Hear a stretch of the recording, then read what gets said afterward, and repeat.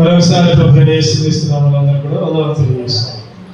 మత్తయి సువార్త 7వ అధ్యాయం 7వ వచనం చదవండి. అడుగుడి మీకు ఇయ్యబడును, అడుగుడి మీకు ఇయ్యబడును, వెతుకుడి మీకు దొరుకును, వెతుకుడి మీకు దొరుకును, తట్టుడి మీకు తీయబడును, తట్టుడి మీకు తీయబడును, అడుగు ప్రతివాడును పొందును, అడుగు ప్రతివాడును పొందును, వెతుకువానికి దొరుకును, వెతుకువానికి దొరుకును, తట్టువానికి తీయబడును, తట్టువానికి తీయబడును. అడుగుడి అడుగుడి అడుగుడి. రాత్రికాల సమయంలో దేవుడు మనతో మాట్లాడుతూ ఉంటున్నాడు. అడగండి అంటున్నాడు, వెతకండి అంటున్నాడు, తట్టండి అంటున్నాడు. ఏం అడగాలి అసలు? ఏం అడగాలి, ఏం వెతకాలి, ఏమి తట్టాలి, ఏం అడగాలి చెప్పండి? ఏం అడగాలి? ఈ రోజుల్లో మనం ఎట్లా అడుగుతున్నాం అంటే మనకు కావాల్సినవన్నీ అడుగుతాం. జనవరి ఫస్ట్ రోజు అంట, జనవరి ఫస్ట్ రోజు ఒక ఆయన ప్రార్థన చేసుకుంటూ వాగ్దానం తీసుకున్నాడు. జనవరి ఫస్ట్ రోజు వాగ్దానం తీసుకుంటాం కదా, అందరూ తీసుకుంటాం కదా. ఆయన ప్రార్థన చేసుకుని వాగ్దానం తీసుకున్నాడు. ఇదే వాగ్దానం వచ్చింది. అడుగుడి ఇయ్యబడును, వెతుకుడి మీకు దొరుకును, తట్టుడి మీకు తీయబడును. అబ్బా నా సంతోషానికి అవధులు ఎంత సంతోషపడ్డా. అబ్బా నాకు భలే మంచి వాగ్దానం వచ్చింది, భలే మంచి వాగ్దానం వచ్చింది. ఆ సంవత్సరం మొత్తం అడుగుతున్నామంట, నాకు అది కావాలి, నాకు ఇది కావాలి, నా కుటుంబం నాకు మంచి ఇల్లు కావాలి, నాకు ఉద్యోగం కావాలి, నాకు మంచి పెళ్లి కావాలి, మంచి కట్నం ఇచ్చేవాళ్ళు కావాలి, అందగత్తెలు కావాలి, అన్ని అడుగుతున్నాడు. అక్కడ కూడా నెరవేరట్లేదు, అక్కడ కూడా నెరవేరట్లేదు. అదే ఒక రోజు వచ్చింది సంఘంలో సాక్ష్యం చెబుతా ఉన్నాం. ఏంటంటే అయ్యారు ఆ జీవితంలో వాగ్దానాలు నెరవేరట్లా, ఆ వాగ్దానాన్ని వాగ్దానాన్ని పెట్టమాకండి. ఈసారి నేను అంత మటుకి జనవరి ఫస్ట్ నుంచి ఇప్పుడు డిసెంబర్ దాకా వచ్చింది. నేను ఏది అడిగినా కూడా నాకు దొరకట్లేదు, ఇయ్యట్లా, ఏది వెతికినా కూడా దొరకట్లా. నాకేమో మంచి వాగ్దానం వచ్చింది అని అందరి ముందు దేవుని దూషించుకుంటా, సేవకుని తిట్టుకుంటా, విశ్వాసాలు గురుకుంటా చెప్తున్నాడు, గట్టిగా మాట్లాడుతున్నాడు. తీరా ఏంటయ్యా సంగతి అంటే ఆ జనవరి ఫస్ట్ రోజు వచ్చిండు, మళ్ళీ డిసెంబర్ లో మళ్ళీ లాస్ట్ అప్పుడు వచ్చింది. అంతే, మధ్యలో మందిరానికి రాలా, ప్రార్థన చేసుకోవాలా, దేవుని దగ్గర రాలా, దేవుని సన్నిధిలోకి రాలా, సేవకుల దగ్గరికి రాలా, మాట్లాడాలా. కాకపోతే ఒకటే రోజు వచ్చిండు, ఒక వాగ్దానం వచ్చింది. ఆ వాగ్దానం నెరవేరాలంటే నెరవేరిందా చెప్పండి? నెరవేరే వాగ్దానం. మనం అనుకుంటాం కదా, వాగ్దానం తీసుకొని ఈ వాగ్దానం నెరవేరాలని ప్రార్థన చేస్తాం, నిలదగ్గర ప్రార్థన చేస్తా ఉంటాం, ఏడ్చుకుంటూ ప్రార్థన చేస్తా ఉంటాం. మరి ఆ వాగ్దానం నెరవేరాలంటే మనం ప్రతిదీ కూడా ప్రతి విషయంలో అధికారంలో కొన్ని నడినది దాకా అన్ని కూడా దేవునికి ఇష్టంగా ఉంటాయి. ఆ వాగ్దానం నెరవేరాలంటే మాటలు రాదు, వాగ్దానం నెరవేరాలంటే మాటలు రాదు. వాగ్దానం నెరవేరాలంటే మన చూపులు బాగుండాలి, మన మాటలు బాగుండాలి, మన తలంపులు బాగుండాలి, మనకున్న ప్రతిదీ, మన కాళ్ళు, మన చేతులు, ప్రతిదీ కూడా దేవునికి ఇష్టంగా ఉండాలి. దేవునికి ఇష్టంగా లేకుండా దేవునికి విరోధంగా ఉండు, దేవునికి వ్యతిరేకంగా ప్రార్థన చేసుకుంటూ, దేవునికి వ్యతిరేకంగా మాట్లాడుకుంటూ, లేకపోతే దేవునికి ఇష్టమైన కార్యాలన్నీ చేసుకుంటా ఆదివారం వచ్చినా కుదరదు, నెలకోసారి వచ్చినా కుదరదు, సంవత్సరం ఒకసారి వచ్చినా కుదరదు, రోజు ప్రార్థన చేసుకున్నా కూడా కుదరదు. ఎందుకంటే దేవునికి ఇష్టమైనట్టు మనం జీవిస్తేనే మనం అడిగింది దేవుడు చేస్తాడు. దేవుడికి ఇష్టంగా కూడా మనం ఎన్ని చేసుకున్నా కూడా దేవుడు ఇయ్యడు. వెతుకుడే నీకు దొరుకును, వెతుకుతా ఉంటాం, మనం అడుగుతా ఉంటాం, తడతా ఉంటాం, మనకి ఏమి దొరకట్ల. కారణం ఏంటంటే దేవుడికి ఇష్టంగా మనం ఉండట్లా. అంత మనిష్టమే, అంత నా ఇష్టమే. దేవుడు వాళ్ళు అనుకోవాలి, అంత నా ఇష్టం వచ్చినట్టు నేను చేస్తా, నా ఇష్టం వచ్చినట్టు నేను తిరుగుతా, నా ఇష్టం వచ్చినప్పుడు ప్రార్థన పోతా, నా ఇష్టం వచ్చినప్పుడు నేను ఏదో చేస్తా. అది కాదు మనకు కావాల్సింది. మనం అడిగింది తోలాడుకోవాలంటే, వెతికింది దొరకాలంటే, అడిగింది ఇయ్యబడాలంటే, తట్టింది తీయబడాలంటే ఎట్లా ఉండాలి చెప్పండి? మనం దేవునికి ఇష్టంగా ఉండాలి, దేవునికి ఇష్టంగా ఉండి అడగాలి. ఈ నూతన సంవత్సరంలో రాకపోయే ముందు ఈ చివరి ఉపవాస ప్రాంతంలో దేవుని అడగాలి, ప్రభా ఈ వచ్చే 25వ సంవత్సరం 2025 నాకు దేవునికరంగా మార్చాలి. ప్రభా నేను అడిగింది ప్రతిదీ కూడా నాకు దొరికేటట్టు సాయం, నేను వెతికింది ప్రతిదీ కూడా ప్రభా పొందేటట్టు సాయం. ప్రభా ఇప్పుడు నుంచే ఏం చేయాలి? మనం చెప్పుకోవాలి, తక్కువ నేను చెప్పుకున్నప్పుడు ఇప్పుడు నుంచే మనం ఏం చేయాలి? చేయాలి. ఒక మాట ప్రభుత్వం కన్నా చెప్పండి, ఇప్పుడు నుంచే మనం చెప్పండి. చెప్పలేదు, ఇంకా ఎవరు చెప్పరు. ఇప్పుడు నుంచి మనం విత్తాలి. విత్తిన తర్వాత పంట కోస్తాం. మనం విత్తిన తర్వాత ఏం చేస్తాం? పంట కోస్తాం. అసలు మనం గుర్తుపెట్టుకోండి, ఇప్పుడు నుంచే మనం చెప్పాను, ప్రతిరోజు విత్తాలి. దీని ద్వారా కన్నీటి ప్రాంతం. ప్రభా 2025 సంవత్సరం నాకు దీవెనకరంగా మారచ్చు, నా పిల్లలకు దీవెనకరంగా మారచ్చు, నా కుటుంబానికి దీవెనకరంగా మారచ్చు, నా పనులకు దీవెనకరంగా మారచ్చు. ప్రభా ప్రతిరోజు కూడా ప్రభా నీకు దీవెనకరంగా నా జీవితంలో మార్చాయా, నా భర్తకి, నా భార్యకి, నా పిల్లలకి, నా కుటుంబానికి, ప్రభా నా పశువులకి, నా పొలాలకి ఇప్పుడు నుంచి మనం ప్రార్థన చేయాలి. విత్త దేవుని చిత్తంగా విత్తుకోవాలి. అప్పుడే మనకి తీయపడతాయి, అప్పుడే మనకి దొరుకుతాయి. అందుకని ఈ రాత్రి ఉపవాస ప్రార్థనలో, సంపూర్ణ రాత్రి ప్రార్థనలో మనం దేవుణ్ణి ఎట్లా ఆడాలి కొన్ని విషయాలు మనం చూసి ప్రార్థనలో ప్రవేశిద్దాం. 1 గంట 20 నిమిషాలు ధ్యానం చేసుకొని ప్రార్థనలో ప్రవేశిద్దాం. క్లుప్తంగా ధ్యానించుకుందాం, ఎక్కువసేపు ప్రార్థన చేసుకుందాం. యోహాను సువార్త 14:13 చదవండి. యోహాను సువార్త 14:13 నేను నా నామమున దేవుని విధులు తండ్రి కుమారుని మహింపరచుటకై దాన్ని చేతులు.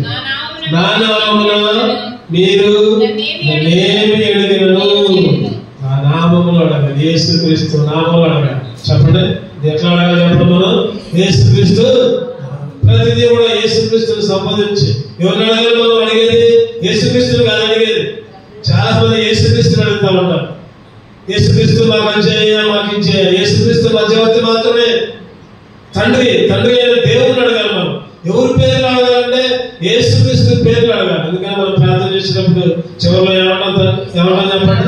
యేసు నామంలో ప్రార్థిస్తున్నాం తండ్రి, యేసుక్రీస్తు నామంలో అడుగుతున్నాం తండ్రి. యేసయ్య నామంలో యేసుక్రీస్తు మధ్యవర్తిగా ఉంటున్నాడు. మనం తండ్రిని అడగాలి. ఎట్లా అడగాలంటే యేసుక్రీస్తు నామంలో. ఈరోజు యేసు నామంలోనే మనం ప్రతిదీ అడిగి పొందుకునేటట్టు ఉన్నాం. ఈరోజు యేసుక్రీస్తు నామం మధ్యలో లేకుండా మనం ఏది పెట్టినా కూడా ఈరోజు చాలా మంది దొంగ భావం వస్తున్నారు, దొంగ ప్రవక్తలు వస్తున్నారు. యేసు నామాన్ని పక్కన పెడుతున్నారు. యేసు నామాన్ని పక్కన పెట్టి ఇంకేదో తీసుకొని వస్తున్నారు. రకరకాల బోధలు ఉంటున్నాయి. రాత్రికాల సమయంలో మొదటిగా మనం ఎట్లా అడగాలంటే యేసుక్రీస్తు నామములో అడగాలి. రెండవ చూద్దామండి. యోహాను సువార్త 15:7 యోహాను సువార్త 15:7 నా యందు మీరు నా మాటలను నిలిచిన యెడల నీకేది ఇష్టమో అడుగుడి, అది నీకు అనుగ్రహింపబడును. రెండోది ఎట్లా అడగాలి చెప్పండి? ఎట్లా అడగాలి? ఆయన నిలుచుండి అడగాలి. అంటే ఆయనలో ఉంటూ అడగాలి, ఆయన సన్నిధిలో మోకరించుకుంటూ అడగాలి. నా యందు మీరు, నీ యందు మాటలు. ఆయనలో మనం ఉండాలంట. మనలో ఏముండాలి చెప్పండి? ఆయన మాటలు ఉండాలి. మనలో లోకపు మాటలు, సైతం మాటలు, బూతు మాటలు, లేకపోతే ఇష్టం వచ్చిన చెరువుతులు అవి కాదు కావచ్చు. ఇవన్నీ మనలో ఉంచుకొని దేవా నాకు అది నాకు ఇదే దేవుడు తీర్చదు, దేవుడు ఇయ్యడు. మనలో ఆయన మాటలు ఉండాలి. ఏదో వారంలో 2 గంటలు వచ్చి ప్రార్థనలో వచ్చి మిగిలిన సమయం అంతా మన ఇష్టం వచ్చినట్టు జీవించుకుంటూ దేవుడు అడిగితే దేవుడు ఇయ్యడు. దేవుల్లో నిలిచి ఉండాలి. ఆయనలో మనం ఉండాలి. ఆయనలో మనం ఉండాలంటే చెప్పండి ఏం చేయాలి? ఆయనలో మనం ఉండాలంటే సంఘముగా నియామక కూడికలన్నింటికీ హాజరు కావాలి. సంఘంలో కొన్ని కూడికలు ఉంటాయి. ఎప్పుడో ఒకసారి ఏదైనా సందర్భం వచ్చినప్పుడు తప్పదు, పర్వాలా. కానీ ఇదే పనిగా ప్రతి నియామక కూడిక ఏర్పట్టుకుంటూ మన ఇష్టం వచ్చినట్టు చేసుకుంటూ అయ్యా నాకు అది కావాలయ్యా, అయ్యా నాకు ఇది కావాలి, నాకు స్వస్థత కావాలి, ప్రభా నాకు ఉద్యోగం కావాలి, ఇంకా ఏది అడిగినా కూడా దేవుడు తీర్చు. ఆయన నిలవాలి. మనలో ఏముండాలి చెప్పండి? ఆయనలో మనం ఉండాలి. మనలో ఏముండాలి? ఆయన మాటలు. దేవుని మాటలు నిల్చున్నాడు. దేవుని మాటలు నవరేసుకుంటూ ఉండాలి. పశువులు కనుక ఏ విధంగా నవరేసుకుంటా ఉంటాయో మనలో కూడా దేవుని మాటలు నవరేసుకుంటూ ఉంటే ఆయనలో నిలిస్తే, ఆయనలో మొక్క పెరగాలంటే చెప్పండి, మొక్క పెరగాలంటే ఏముండాలి? మొక్కకి నీళ్లు సమృద్ధిగా ఉండాలి. నీళ్లు సమృద్ధిగా ఉంటే ఆ వేలు లోపలికి పోతాయి. నీళ్లు పోయకుండా ఉంటే ఆ వేలు పైపైన ఉంటాయి, ఎండిపోతాయి. ఎండిపోతే మొక్క పెరగదు. ఈరోజు మన జీవితం కూడా వాక్యం అనే నీరులో అభివృద్ధి చెందాలి, వాక్యంలో అభివృద్ధి చెందాలి, వాక్యంలో అంతకంతకు వాక్య ప్రకారం జీవించేవాళ్ళగా ఉండాలి. ఆయన మాటలు మనలో ఉండాలి, ఆయనలో నిలవాలి. అప్పుడు అడిగితే దేవుడు తెలుస్తుంది. ఆయన నిలవకుండా, ఆయన సన్నిధిలో ఉండకుండా, ఆయన మాటలు మనలో లేకుండా మనం ఏది అడిగినప్పుడు దేవుడు నెరవేర్చడు. అందుకనే ఎట్లా అడగాలి? బైబిల్ అంటుంది కదా, అడుగుడి మీకు ఎప్పుడు అంటుంది, వెలుగుడి మీకు తొలుగుడు అంటుంది, తడుడి మీకు తీయబడి. ఎట్లా అడగాలి? మనం మన ఇష్టం వచ్చినట్టు జీవించుకుంటూ అడిగితే ఇయ్యడు. ఒకటోది ఎట్లా అడగాలి చెప్పండి? యేసుక్రీస్తు నామములో అడగాలి. రెండోది ఆయనలో నిలిచి ఉండాలి, ఆయన మాటలు మనలో ఉండాలి. రెండు చేయాలి, గుర్తుపెట్టుకోండి. రెండు చేయాలి, ఆయనలో నిలిచి ఉండాలి, ఆయన మాటలు మనలో ఉండాలి. రెండు ఉంటేనే, రెండు చేతులు కలిస్తేనే ఏమైతే చెప్పట్లేదు. రెండు చేతులు కలిస్తేనే చెప్పదు. ఒక చేతిలో ఎంత గట్టి కొట్టినా చెప్పడైతే రెండు ఉండాలి. ఆయనలో నిలవాలి, ఇంకా ఆయన మాటలు మనలో ఉండాలి. మూడోది చూద్దామండి. మూడోది యాకోబు 1:5-6 యాకోబు 1:5 మీలో ఎవరికైనా జ్ఞానం కొదువుగా ఉన్నలా అతను దేవుడు అడగబడను, అప్పుడు అది అతనికి అనుగ్రహింపబడును. ఆయన ఎవరిని గతింపుగా అందరికీ ధారాళంగా దయచేయడు. అయితే అతను ఏమాత్రం సందేహింపక విశ్వాసంతో అడగడు. సందేహించువారు గాలి చేత రేపబడి ఏర్పడి సముద్ర తరంగంలో పోగలను. మూడోది ఎట్లా అంటే చెప్పండి, సందేహించకుండా. ఏమాత్రం కూడా సందేహించకూడదు. ఇది జరిగిద్దా జరగదా అనుకోకూడదు. కానీ సందేహించకుండా నేను పొందుకుంటా, నాకు ఇది దేవుడు నెరవేరుస్తాడు, ఈ సంవత్సరం నాకు దేవుడు దీవెనకరంగా మారుస్తాడు, ఈ నూతన సంవత్సరం రాబోయే సంవత్సరం దేవుడు నా కుటుంబంలో మేలు చేస్తాడు. ఖచ్చితంగా విశ్వాసం ఉండాలి, నమ్మకం ఉండాలి, ఆయన మీద ఆధారపడాలి. అందుకని బైబిల్లో ఒక మాట ఉంటుంది, ఏంటది? నమ్ముట నీ వల్ల అయితే నమ్మవానికి సమస్తము కూడా సాధ్యమే. నమ్మాలి. ఒకవేళ మనం అనుకున్నది జరగకపోయినా నమ్మాలి. దేవుడు ఇప్పుడు కాకపోతే తర్వాత తెలుస్తాడు. దేవుడు ఇప్పుడు కాకపోతే తర్వాత 1 నెల తర్వాత 2 నెలలైనా తర్వాత. అబ్రహాము ఎన్ని సంవత్సరాల పిల్లలు అన్నారు చెప్పండి? అబ్రహాము పిల్లలు శారాకి ఎప్పుడు 100 సంవత్సరాల తర్వాత, ఎప్పుడు 60 సంవత్సరాలప్పుడు 70 సంవత్సరాలప్పుడు దేవుడు వాగ్దానం ఇచ్చాడు. ఇగో నీ పిల్లల్ని ఇసుక రేణులాగా చేస్తా, ఆకాశ నక్షత్రాలాగా చేస్తా. 60 సంవత్సరాలు వచ్చినాయి, 70 వచ్చినాయి, 10 సంవత్సరాలు అయితే వాళ్ళు ఇంకా నెరవేర్చలేదు అని అడగలా. ఇప్పుడు నమ్మాడంతే. అబ్రహాము నమ్మాడు, అది అతనికి నీతిగా ఎంచబడింది. నమ్మాడు. 30 సంవత్సరాలు, 40 సంవత్సరాలు, 50 సంవత్సరాలు, లేకపోతే కొన్ని రోజులనే నెరవేర్చవచ్చు అనుకోండి దేవుడు. అందుకనే సందేహించకుండా ప్రభా నా జీవితంలో ఖచ్చితంగా నెరవేరుస్తాను, ప్రభా నీలో ఉంటా నేను. సందేహించకుండా. చాలా మంది అట్లా ఉంటారు, సందేహిస్తారు. అయ్యో ఇది జరగదులే అని అనుకుంటారు, మళ్ళీ ప్రార్థన చేస్తారు. ఇది నా జీవితంలో జరగదులే అని అనుకుంటారు, మళ్ళీ ప్రార్థన చేయడం అందరం అడుగుతాం. లోపలేమో విశ్వాసం, పైకేమో ప్రార్థన చేయండి. ఈరోజు సందేహించకూడదు. మనం ఏమాత్రం కూడా అనుమానపడకూడదు. కొన్నిసార్లు ఏమైందంటే మనం అనుకున్నది జరగకపోవచ్చు, స్వస్థత రాకపోవచ్చు, లేదా అనారోగ్యం ఉండొచ్చు, కొన్ని కీడులు సంభవించవచ్చు. అయినా కానీ దేవుని చిత్తాన్ని మనం ప్రశ్నించకూడదు. అందుకనే 4వ కొడుతున్నాడు 1 యోహాను 5:14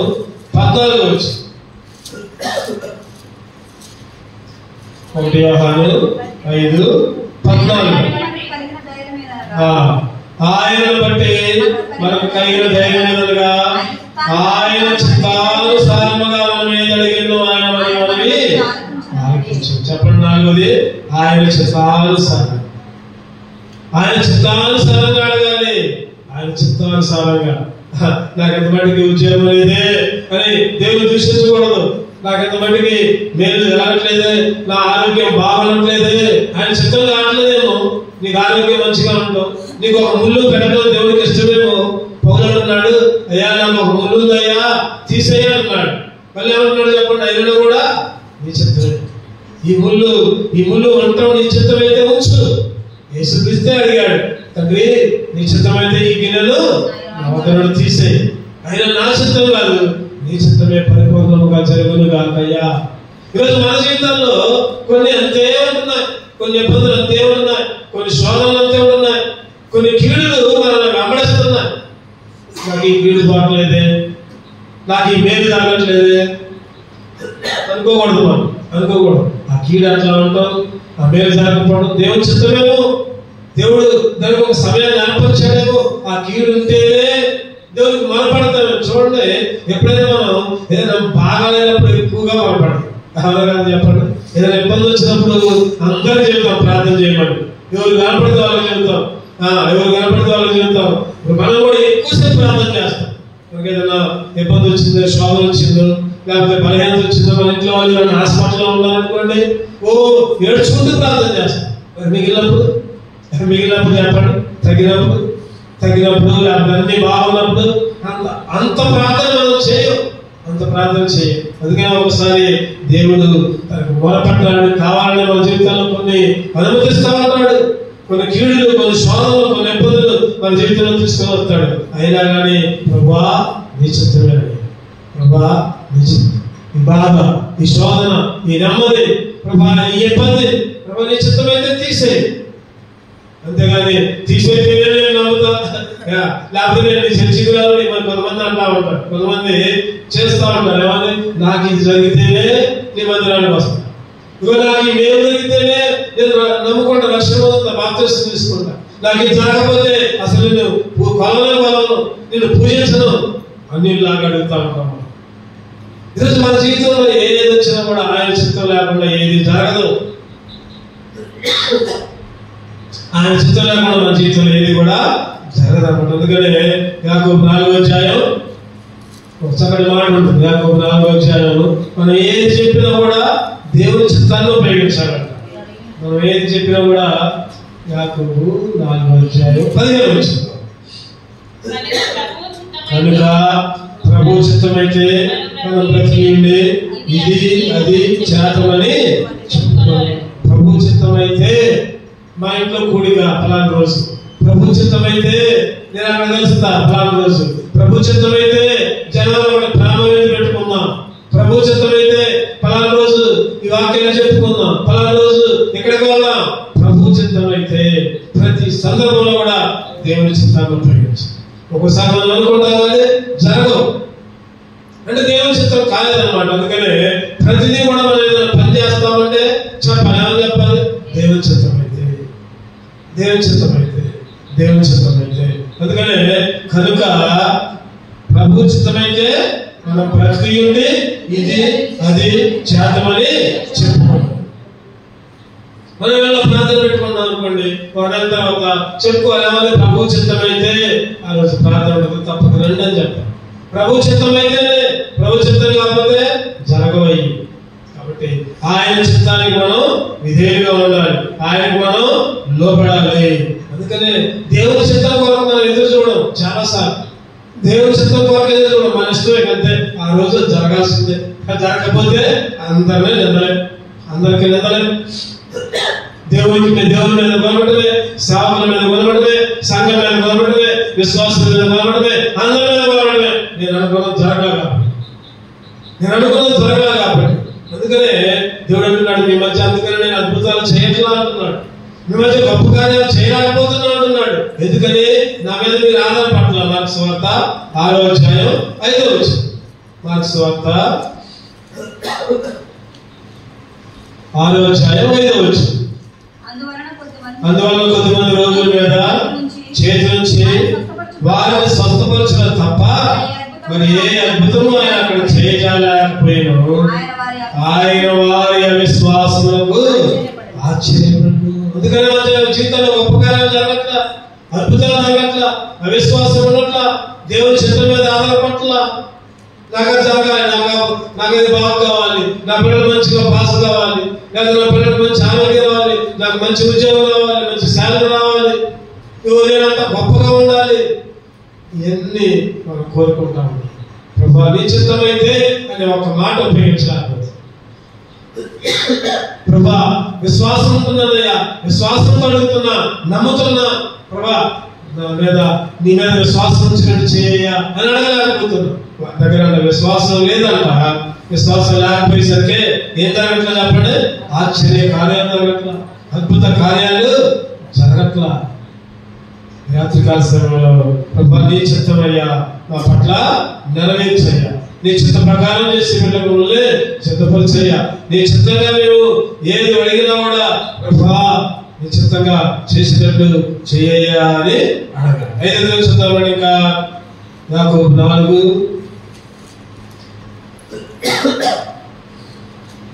యాకోబు 4:2-3 మీరు ఆశిస్తున్నారు కానీ మీకు దొరకట్లేదు, నరహత్య చేయదు, మత్సరపడదు కానీ సంపాదించుకోలేదు, పోట్లాడలేదు చేయదు కానీ దేవుని అడగనందున మీకేమీ దొరకదు. మీరు అడిగిన మీ భాగముల నిమిత్తం వినియోగించడకై దురుద్దేశంతో అడుగుతున్నారు కనుక మీకేమీ దొరకట్లేదు. మీరు ఆశిస్తున్నారు, మీరు ఆశపడుతున్నారు. ఇంకా ఏమన్నా అక్కడ ఒక మాట అక్కడ పోట్లాడతారు, యుద్ధం చేస్తారు, పోట్లాడతాం, మనం యుద్ధం చేస్తాం, రకరకాలుగా దుష్టుల మాటలు మాట్లాడుతూ ఉంటాం. మళ్ళీ ఏమడుగుతాం? మీ భాగాల నిమిత్తం వినియోగించడకై దురుద్దేశంతో. ఏ ఉద్దేశం చెప్పండి? దురుద్దేశం.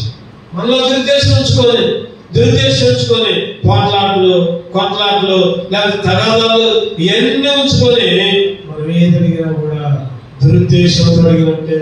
చెప్పండి, ఇప్పుడు నేనున్నా నా పిల్లలు మంచి ఉద్యోగం రావాలని అడుగుతున్నా దేవుణ్ణి, అది నా దురుద్దేశం అయితే దేవుని ఉద్దేశం కాదు. చెప్పండి, అయితే దేవుని ఉద్దేశం అయితే మనం ఉన్నాం, మన పిల్లలకి మేలు జరగాలి, మన పిల్లలకి వివాహాలు జరగాలి, లేకపోతే మంచి ఆరోగ్యం రావాలి, రోజు అడుగుతున్నాం దేవుని. అయ్యా నా పిల్లకి చేయ, నా పిల్లకి చేయ. ఏంటది? ఏంటి చెప్పండి? నీ పిల్లలకే చేయాలంటే అది నీ కోరిక, అది నీ ఇష్టం, నీకు దురుద్దేశం ఉంది. దేవుడు అట్లా అడగాడు, ప్రభా నీ ఇష్టమైతే అన్నాడు. ప్రభా నీ ఇష్టమైతే నేను చేయి, నీ ఇష్టం నేను చేసినా చేయలేడు. కావడుతుందంట వాళ్ళ అమ్మాయి తప్పిందంట, పరీక్షలో తప్పితే దేవుడు అడుగుతా ఉందంట, అయ్యా మందిరాన్ని నడిచిపెట్టలేదు, ఆదివారాలు పోయా, బుధవారాలు పోయా, శనివారాలు పోయా, అయినా మా అమ్మాయి తప్పింది. ఏంటయ్యా అట్లా చేసినావు, మా అమ్మాయిని పాసేట్ చేయలేదు అని దేవుడి మీద తగాదా పడుతున్నాడు, దేవుడిని దూషిస్తా ఉన్నాడు.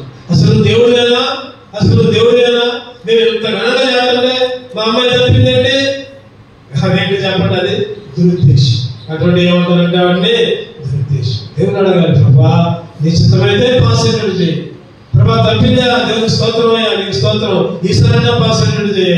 ఈ తప్పడం ద్వారా ఇంకేమన్నా మేలుందేమో, ఇంకేమన్నా దాక్షించిన మేలు ఏమైనా ఉందేమో, లేదా ఈ కీడు జరగడం ద్వారా ఈ అనారోగ్యం, ఈ బాధ, ఈ నొప్పి, ఈ శోధన, ఈ ఇబ్బంది, దీని ద్వారా ప్రభా నీకు మహిమ కలుగుతుందేమో. నిశ్చితమైతే దురుద్దేశాలతో మనకి మీరు అడిగిన మీ భోగాల నిమిత్తం, మీ అక్కల నిమిత్తం చాలాసార్లు చెప్పుకున్నాం. మళ్ళీ ఒకసారి మనం ధ్యానించుకుంటున్నాం. దేవుని అట్లా అడగాలి, దేవా నిశ్చితమైతే నన్ను బాగు చేయి, నిశ్చితమైతే నాకు ఆరోగ్యమే, నిశ్చితమైతే నా మూడో పక్షాలు ఉండు, నిశ్చితమైతే నా పిల్లలకు దీవెనకరంగా ఆశీర్వాదంగా మారినట్టు చేయి, ప్రభా నీ సన్నిధిలో గడిపినట్టు చేయి. అది అడగం మనం అసలు, అది అస్సలు అడగం. ప్రభా నా పిల్లలు నీ మందిరంలో ఉన్నట్టు చేయ, అస్సలు అడగం. ప్రభా నేను ఆదివారాలు ఎక్కడ కూడా నీ సన్నిధిలో ఉన్నట్టు చేయ, అస్సలు అడగం మనం. ప్రభా ఈ వారం కోరికలన్నింటిలో నేను ఉన్నట్టు చేయ, నా మనసు మాత్రం చేయ, అస్సలు అడగం మనం. అడగకుండా ఈ మాత్రం అడుగుతాం, మనకు కావాల్సినవన్నీ మాత్రం ఖచ్చితంగా అడుగుతాం. అందుకని దేవుడు మీరు అడిగినను మీకు దొరకట్లేదు, మీరు అడిగిన కూడా మీకు దొరకట్లా. దురుద్దేశంతో అడిగితే దేవుడు దయచేయడు. అన్న ఏం చేసింది చెప్పండి? అన్న వ్యక్తిగతంగా అడిగి నా కొడుకుని అడిగింది, నా కొడుకుని అడిగింది. ఈయన దేవుడు చివరికి అన్న ప్రార్థన మార్చింది. ఏం మార్చింది? అయ్యా నువ్వే నా కొడుకుని ఇస్తే నా కొడుకుని నీ సన్నిధిలో ఉంచుతా. చెప్పండి, ఆ అంతకుముందు ప్రార్థనకి ఇప్పుడు ప్రార్థనకి ఎంత తేడా ఉంది చెప్పండి. అంతకుముందు ప్రార్థన ఏమో నా కొడుకుని అయ్యా, ఆ తోడు గోడం గడుతుంది, లేకపోతే వాళ్ళు అనుమానిస్తున్నారు, వీళ్ళు అంటున్నారు, అందరూ మనం దూషిస్తున్నారు, గొడ్డలు అంటున్నారు, నా కొడుకుని అయ్యాలి అంతకుముందు చేసి. ఎప్పుడైతే ప్రార్థన మార్చింది, ప్రభా నువ్వు నాకు చక్కటి కుమారుడు, ఆ కుమారుడిని మందిరంలోకి అప్పచెప్తా. ఏదైనా చెప్పండి, దేవుడు చక్కటి కుమారుడు ఇచ్చింది. ఈ గాలి ఏం చేసింది?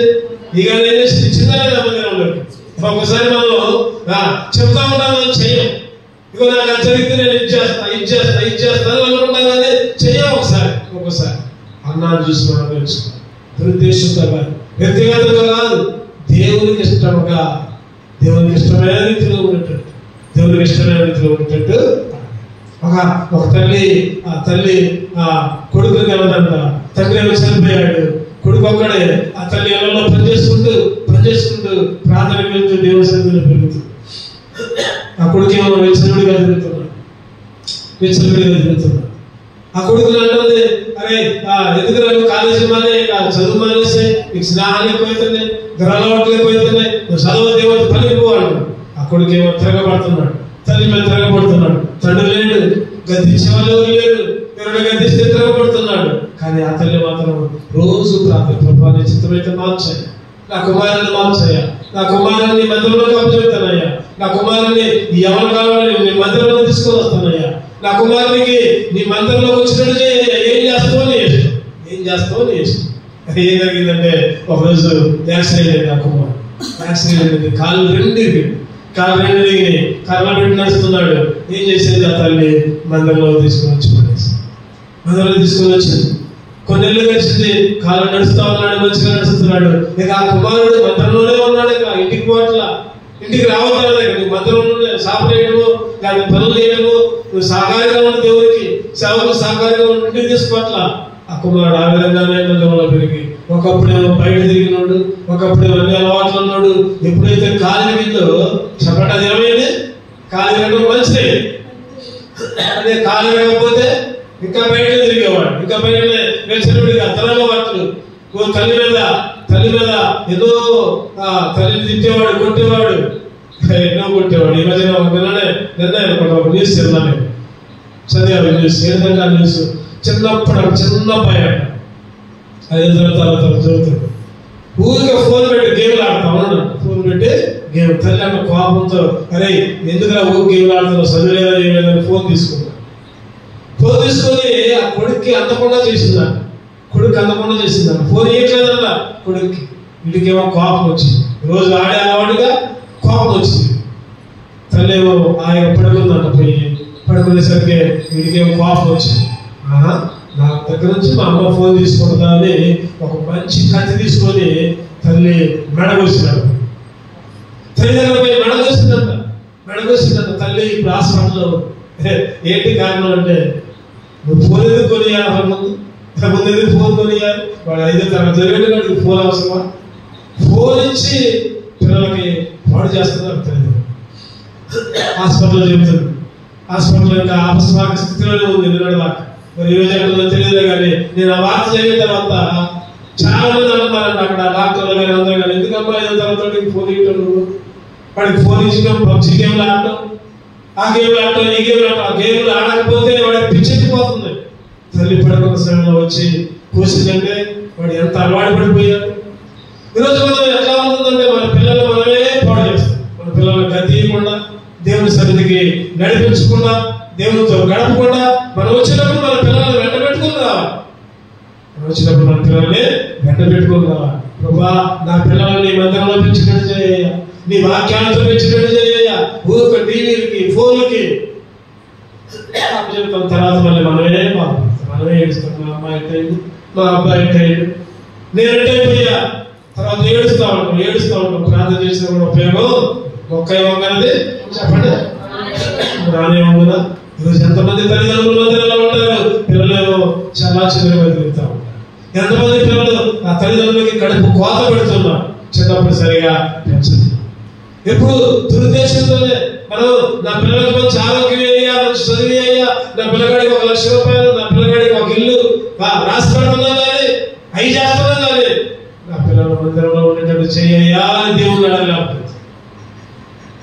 నా పిల్లలకు మంచి ఉద్యోగాలు, మంచి ఆరోగ్యాలు అని అడుగుతున్నా కానీ, ప్రభా నీ మందిరంలో మొదలుపెట్టినట్టు చేయ, నా పిల్లలు ప్రభా మందిరంలో పనులు చేసినట్టు చేయ, నీ పని చేసినట్టు ఎప్పుడైనా సందర్భం వచ్చినప్పుడు నీ మందిరంలో పనులు చేయడానికి నా పిల్లల్ని సిద్ధపరిచేయాలని అడగలేకపోతుంది. 5 చెప్పండి. ఎన్ని? ఒకటి చెప్పండి. ఎట్లా అడగాలి మనం? యేసుక్రీస్తు నామములో అడగాలి. రెండవదిగా ఆయనలో నిలవాలి, ఆయన మాటలు కూడా మనలో ఉండాలి. మూడవదిగా సందేహించకూడదు, విశ్వాసంతో. నాలుగవదిగా ఆయన చిత్తానుసారంగా అడగాలి, ఆయన చిత్తం. ఐదవదిగా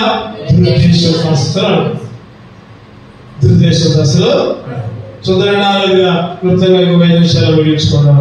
లోక 18:5 లోక సువార్త.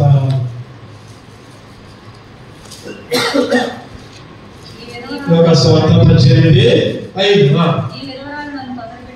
ఈ విధవరాలు నన్ను తొందర పెట్టుచున్నది కనుక ఆమె మాటి మాటికి వచ్చి గోజాడుకున్నట్లు ఆమెకు న్యాయం తీర్చాలని విధవరాలు తొందర పెడుతుంది. ఎట్లా వచ్చిందంట? మాటి మాటికి వచ్చి అడుగుతుంది. లోక సువార్త 11:8 కూడా చదువుకోండి. లోక సువార్త. అతను తన స్నేహితులైన లేచి ఇయ్యకపోయినాడు. అతను సిగ్గుమాలి మాటి మాటికి అడుగుట వల్ల లేచి అతను కావాల్సినవి మాటి మాటికి. ఆరో సందర్భం ఏంటంటే దేవుని ఎట్లా అడగాలంటే మాటి మాటికి అడగాలి. మాటి మాటికి ప్రభా నా బిడ్డలు నిబంధనలు చేయాలి, నిబంధనలు పెట్టినట్టు చేయి, ప్రార్థన చేసుకున్నట్టు చేయి. మాటి మాటికి అడగాలి, దేవుడు ఖచ్చితంగా వింటాడు. 2 సందర్భాలు చూస్తుంది. సందర్భం, తర్వాత స్నేహితుల సందర్భం. మాటికి అడుగుతుంటే అడుగుతున్నారు ఇస్తే పోలా, 100 రూపాయలు అడిగితే ఒక 50 రూపాయలు అడిగితే పోలా. మాటికి అడుగుతుంటే ఈగుతాయి. మాటికి ప్రతిసారి కూడా మాటికి అంటే నా ఉద్దేశం ఏంటంటే ప్రతిరోజు కూడా నువ్వు మారు ప్రార్థన చేసుకో. దానిలాగా పేతులాగా లేకపోతే సంస్థలాగా ముమ్మారు ప్రార్థన చేసుకోవాలి. ముమ్మారు పడిపోయారు. పేతులు 3 సార్లు అబద్ధం ఆడాడు. తర్వాత దావీదు 3 సార్లు తప్పిపోయాడు. తర్వాత ఇంకా సంవత్సరం కూడా ముమ్మారు తప్పిపోయాడు. అయినప్పుడు కూడా వాళ్ళు మాటికి ముమ్మారు ప్రార్థన చేసి దేవుని దగ్గర పొందుకున్నారు. రోజుకి 3 సార్లు మన జ్ఞాపకం ఉన్నప్పుడల్లా ప్రభా చేయనైనా, ప్రభా చేయనైనా, ప్రభా నిశ్చితమైతే ప్రభా ఏదో నీళ్ళు ఆత్మీయంగా ఎదిగే పంపియ్యా దేవుని అడిగే వాళ్ళగా ఉన్నారు. మాటికి అందుకనే కనిపెట్టాలంట. యెషయాలో 30:18 వచ్చింది. యెషయాలో 30:18 కావున మీరు దయచూపాలని యెహోవా ఆలస్యం చేయించున్నాడు. మిమ్మల్ని కరుణింపని ఆయన ఎవరుబడి ఉన్నాడు. యెహోవా న్యాయం తీర్చే దేవుడు.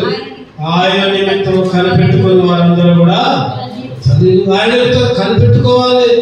కనిపెట్టు ప్రార్థన. ఏం ప్రార్థన చెప్పండి? ప్రతి శనివారం ఎందుకు ప్రార్థన చేసుకుంటుంది అవసరం చెప్పండి? ప్రతి శనివారం కూడా సంఘ ప్రార్థన ఎందుకుంటుంది, ఉపవాస ప్రార్థన ఎందుకుంటున్నాయంటే ఆదివారం బలంలో చేయవేయటానికి, ఆదివారం ఆయన శరీరంలో రక్షణ చేయడానికి సిద్ధపాటు ప్రార్థన అంటారు. దీన్ని కనిపెట్టి ప్రార్థన అంటారు. ఈరోజు కనిపెట్టాలనుకో ఆయన న్యాయం తీర్చు దేవుడు. చెప్పండి, ఎవరు దేవుడు ఎవరు చెప్పండి?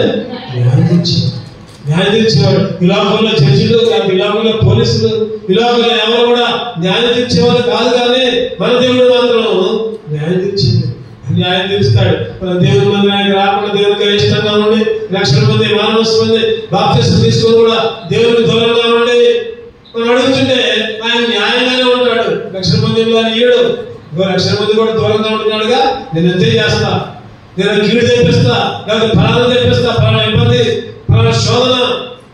ఈరోజు ఆయన న్యాయం తీర్చే దేవుడు. అందుకనే ఆయన అంట మీ యందు దయ చూపాలని యెహోవా ఆలస్యం చేయించున్నాడు. కొన్నిసార్లు దేవుడు కార్యాలు ఆలస్యమైతే దయ చూపాలని ఆలస్యం చేస్తున్నాడు. మిమ్మల్ని కరుణింపాలని ఆయన నిలబడ్డాడు. ఆయన న్యాయం తీర్చే దేవుడు. ఆ న్యాయం తీర్చేదాకా ఏం చేయాలి చెప్పండి? తొందరపడకూడదు.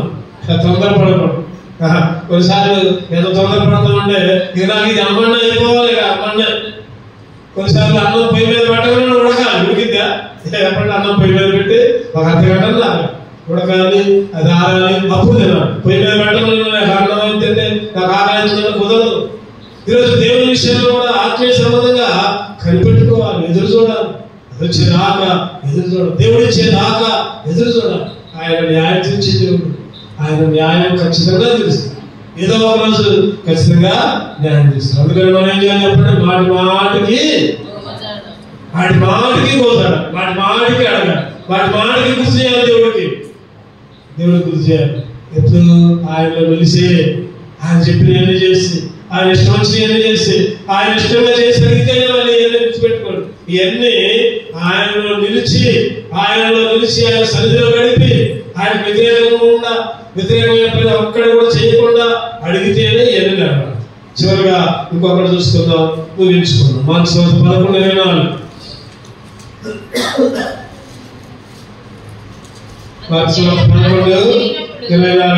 ప్రార్థన చేయనప్పుడు మీరు అడుగుతున్న వాటినల్లా పొంది ఉన్నామని నమ్ముడి, అప్పుడు మీకు కలుగునని చెప్పచ్చు. ప్రార్థన చేసినప్పుడల్లా చెప్పండి, ఏం చేయాలంట? పొంది ఉన్నామని నమ్మండి. పొంది ఉన్నామని, నేను పొందుకున్నా, నాకు స్వస్థత వచ్చింది, నాకు మేలు జరిగింది, నా కుటుంబంలో అద్భుతం జరిగింది, నా పిల్లల విషయంలో దేవుడు మేలు చేస్తాడు ఈ సంవత్సరం అంతే. నమ్మండి. ఎప్పుడు నమ్ముతూ చెప్పండి. ఆయనలో నిలిస్తే ఆయనలో నిలవకపోతే నమ్ము. ఆయన జరిగిద్దో జరగదు, ఆయన భాగం తగ్గిద్దో జరగదు, ఆయన ఉద్యోగం వచ్చిందో రాదు, పెళ్ళి అయిద్దో లేదు, ఎప్పుడు అవసరం వస్తాయి. అందుకని ప్రార్థన చేయనప్పుడల్లా ఎట్లా చెప్పండి?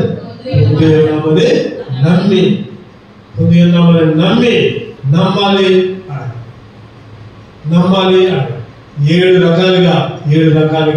7 రకాల ప్రార్థన చేస్తే దేవుడు మన జీవితంలో చెప్పండి, అడిగితే ఇస్తాడు, వెతికితే దొరికేటట్టు చేస్తాడు, తడితే చేస్తాడు. ఈ 7 రకాల ప్రార్థన చేయకుండా మన ఇష్టం వచ్చినట్టు ప్రార్థన చేసుకుంటూ ఎప్పుడు సంవత్సరానికి 1 సార్లు, లేకపోతే 2 సార్లు, లేకపోతే 4 సార్లు వచ్చి, లేకపోతే నియామక కోడికలు ఎగ్గొట్టి, లేకపోతే మన ఇష్టం వచ్చినట్టు జీవించుకుంటూ దేవుడికి వ్యతిరేకంగా ఉండకుంటూ ఇవన్నీ అడిగి చేసినా కూడా ఏమి కూడా పొందుకోలేదు, ఏమి కూడా దేవుడు ఇయ్యడు. అందుకనే అడుగుడి మీకు ఇవ్వడు, వెతుకుడి మీకు తట్టుడి మీకు. చెప్పండి 7 విషయాలు చెప్పండి. ఎట్లా అడగాలి? మనం యేసుక్రీస్తు నామములో అడగాలి, ఆయనలో నిలిచి, ఆయన మాటలు మనలో నిలిచి అడగాలి. 3వది శ్వాసంతో అడగాలి, సందేహించకుండా. 4వది ఆయన చిత్తానుసారంగా అడగాలి.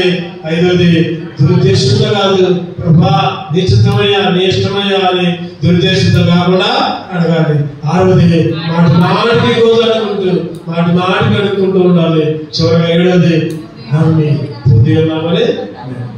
ప్రభా 2025 సంవత్సరం 2025 సంవత్సరంలో ఇవన్నీ నేను పొందుకుంటాను, ఆయన ఈ విషయాన్ని నేను పొందుకుంటా, ఇవన్నీ నాలో నెరవేరుతాయి. ప్రభా నీలో ఉండేటట్టు చేయి, నీ మందిరంలో ఉండేటట్టు చేయి, నీ మందిరంలో ప్రతి కోడికి వచ్చినట్టు చేయి, ఆదివారం సన్నిధిలో గడిపేటట్టు చేయి. ఆ విధమైన ప్రార్థన చేద్దాం. దేవుడు మన ప్రార్థనలు ఖచ్చితంగా ఆలకిస్తూ ఉంటాడు. దేవుడి మాటలో దీవించును గాక. ఆమేన్. రండి ఒక పాట పాడుకుందాం.